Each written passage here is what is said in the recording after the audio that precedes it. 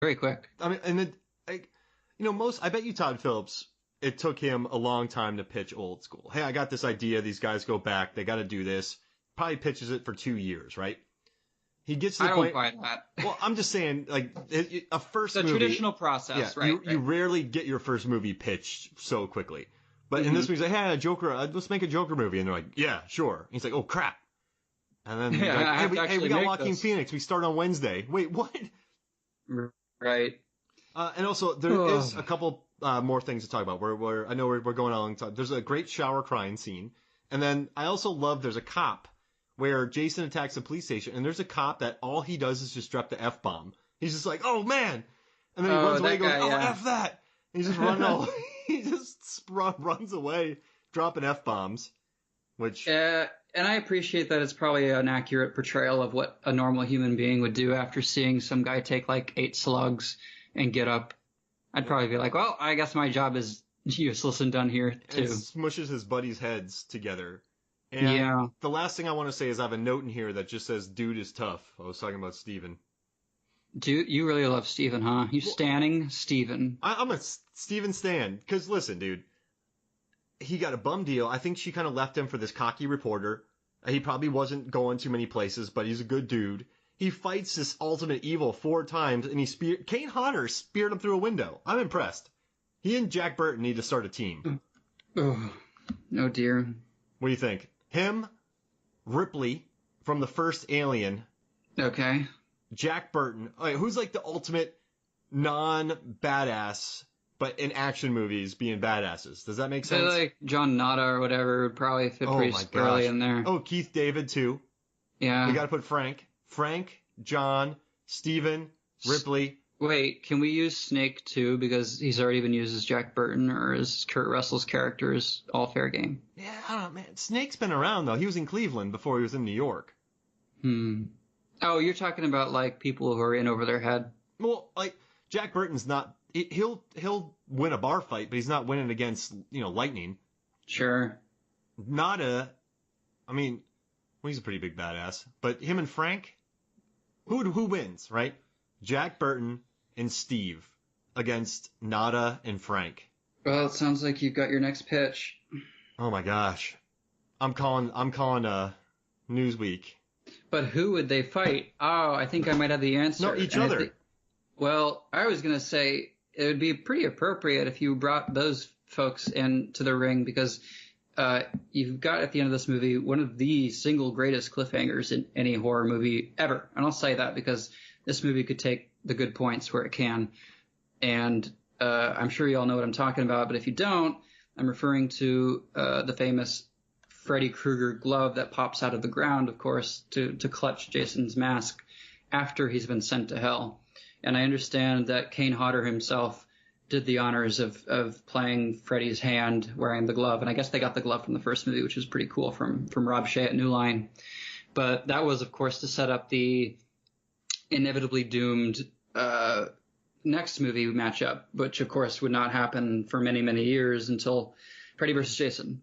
And even then, it was kind of a non sequitur. It didn't really relate or tie back into that last entry too firmly. But yeah, I do like now that we've established that not only are the Deadites of the Evil Dead universe and the Necronomicon existing with Jason, but we also have finally Freddy Krueger. And that is just, I mean, what more could you want as a horror movie fan, really? No, I loved it. Good ending. This movie, I tell you, man, it's not good. And it isn't, no. And some of the characters, you just want to headbutt. But there's Creighton Duke, there's Steve, there's Freddy. There's that one waitress who gets speared, but she's being a boss with that shotgun.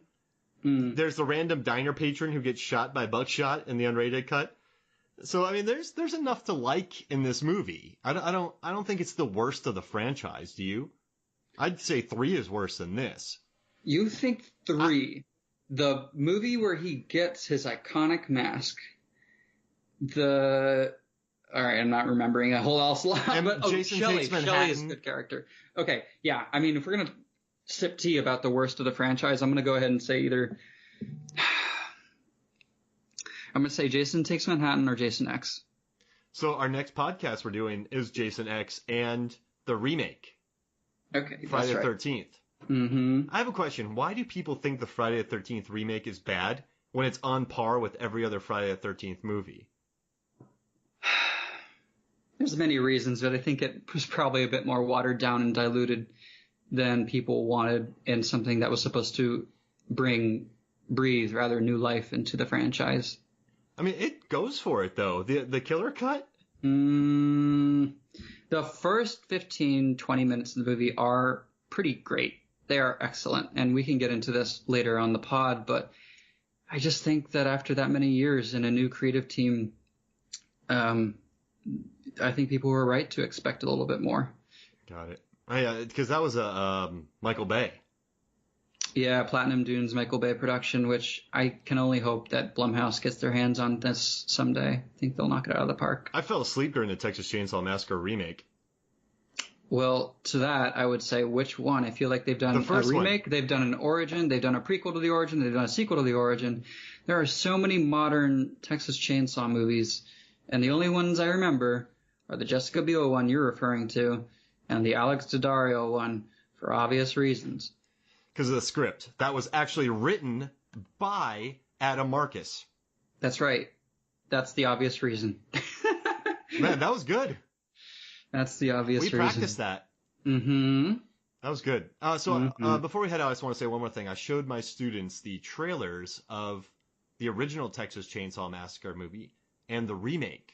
Iconic. Yes. And they, after the two trailers, just watching the trailers, like, yeah, I used to like that remake, but I don't like it anymore. Because you just watch the trailer for Texas Chainsaw Massacre, and it's just so...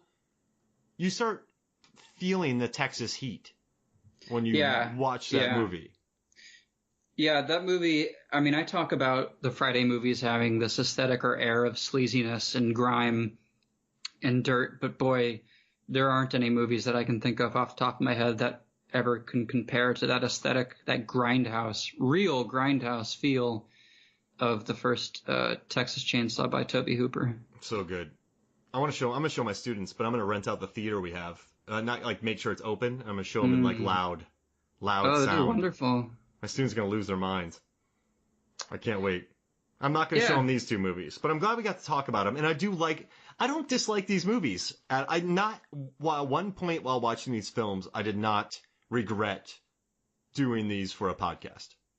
Me neither. And I think as kids, maybe teenagers, I know I personally got into them for many reasons, just being a horror fan. But as you age, you start to...